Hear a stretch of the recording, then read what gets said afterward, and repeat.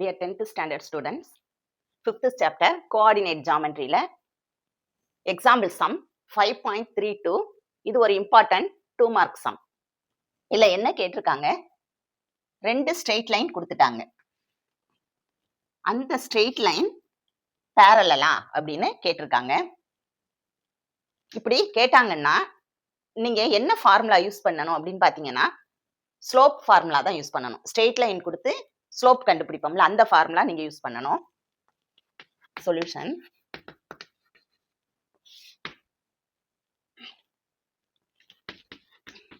Straight line கொடுத்து slope கண்டுபிடிக்க என்ன ஃபார்முலா யூஸ் பண்ணுவோம்? Slope m equal to minus go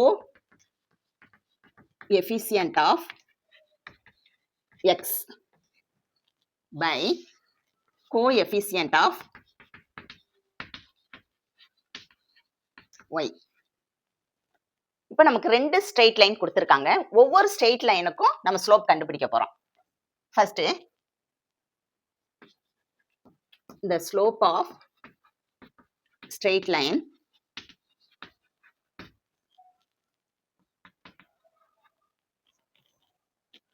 first equation எடுத்துக்குவோம்.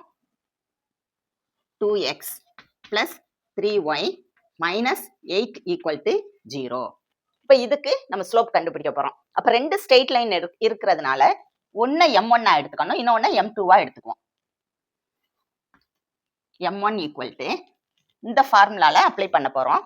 இப்ப கோஎஃபிஷியன்ட் ஆஃப் எக்ஸ் அப்படிங்கிறது இந்த ஈக்குவேஷன்ல இந்த எக்ஸுக்கு முன்னால இருக்கக்கூடிய இந்த 2 தான் என்னது எக்ஸோட கோஎஃபிஷியன்ட். அப்ப ஃபார்முலால என்ன இருக்கு? மைனஸ் இருக்கு. Minus 2 by coefficient of y. Coefficient of ஒய்ங்கிறது இந்த ஈக்குவேஷன்ல ஒய்க்கு முன்னால இருக்கக்கூடிய இந்த நம்பர் என்ன இருக்கு? 3. இதான் இந்த ஸ்ட்ரெயிட் லைனோட slope. Next the slope of straight line எதை எடுத்துக்க போறோம்? 4x plus 6y plus 18 equal to 0. இதோட ஸ்லோப்பை m2ன்னு எடுத்துக்கோங்க. m2 அதே ஃபார்முலா தான். மைனஸ் கோஎஃபிஷியன்ட் ஆஃப் எக்ஸ் அப்படின்னா என்னது? இந்த எக்ஸுக்கு முன்னால இருக்கக்கூடிய இந்த நம்பர். அப்ப மைனஸ் 4, ஃபார்முலால மைனஸ் இருக்குல்ல 4 பை கோஎஃபிஷியன்ட் ஆஃப் ஒய்ங்கிறது ஒய்க்கு முன்னால இருக்கக்கூடிய நம்பர் என்ன இருக்கு? 6.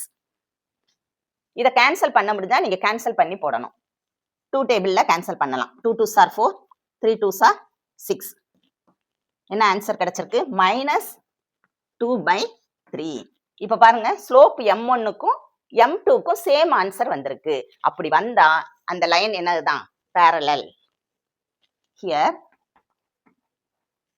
m1 slope m1 equal to m2, ரெண்டும் ஈக்குவலா வந்துச்சு. So the straight lines are parallel. So the given straight line